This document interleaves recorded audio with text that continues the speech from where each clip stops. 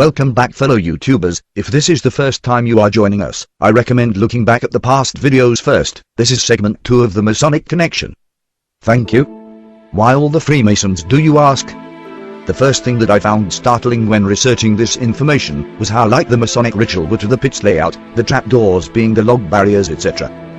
The question is, why all the Freemasons, why all the interest from a society full of secrets, and one with lots of knowledge and information we the public have no access to, not for one of trying anyway. I did dig deeper as it happens. I found information that would incriminate you in court anyway, of knowing more than you are telling. I found this while looking around the Grand Lodge's websites. This text file is an excerpt from a booklet written by a brother, Lavender Johnson of Centennial King George Lodge in 1991. Many years before Oak Island became the focus of a treasure hunt, the group landed on the island with a cargo of treasure which they had to leave there. That cargo of treasure was considered so valuable that it justified doing a tremendous amount of work to give it the required security. The plan for concealment and recovery was simple and effective. Evidence indicates that the depositors never managed to return, and none of the many treasure hunters has discovered the secret of the concealment in spite of all their attempts, and although the necessary information has been available to them for many years. Do you get a sense this guy knows more than he is letting on? He continues. In 1973 a hole was drilled down to 110 feet, some 660 feet northerly from the money pit. The drill was said to have brought up a small piece of wire from that depth, and also to have struck what seemed to be a metal plate. A shaft was sunk to examine the significance of the drill findings, but at 100 feet down surface water was becoming a problem. With all the modern pumps and power available, the shaft was abandoned within 10 feet of those drill findings. One has to ask what suddenly made its significant evidence become so insignificant.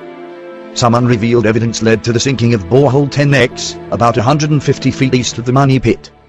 It went down to about 240 feet, far down into bedrock. Many tales have been told about the significance of 10X, but after a great deal of time and money was spent, it seems that this unrevealed evidence was misinterpreted.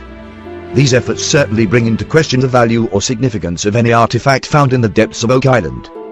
If enough people could have the opportunity of learning what the evidence really indicates at Oak Island, it should change the whole direction of the search for the solution to the mystery of the Oak Island treasure. That is the purpose behind the publication of this. In spite of all the devastation that has occurred at Oak Island, the general elevations are still apparent. The treasure is still in its original location, the high ground is where it was before, and there are still landmarks existing that could give a very close approximation of where the treasure lies. It will be unfortunate if the hunt continues on in future as it has in the past, until the mystery of the Oak Island treasure is totally discredited, and the meaning of the drilled stones in the triangle are lost for all time.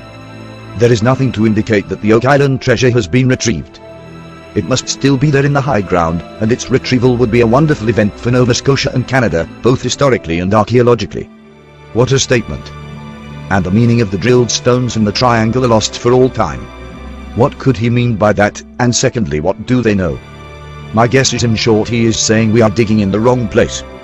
Could Randall be right about the Birch Island Triangle? Is this the triangle he means? What does he know was found in the original beholders? The Freemasons clearly know something is there, and the symbology has continued. Behold 10X, behold, 6X as well from the show, X is 6 in Masonic symbolism. And 10 is X in Roman. Roman sword anyone? I digress. Even if Rick and Marty are Freemasons, it looks as though they are after the same things as us, treasure. Or the Holy Grail. Or the Arch of the Covenant. Whatever they think is there, it is profound.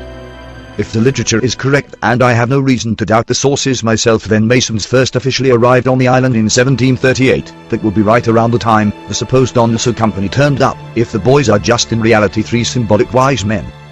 And the depression from the burial of the treasure was still visible, then it would make sense that they went back to get it. But why set off the trap then? Anyway, no matter what happens in the next series of The Curse, I just hope they tell the world if they find it. To finish this part, all of the theories I have discovered along my way around the wonderful big wide web, ranging from aliens to robots, I will continue to do my own type of digging. Please feel free to get involved. Enjoy, and thank you.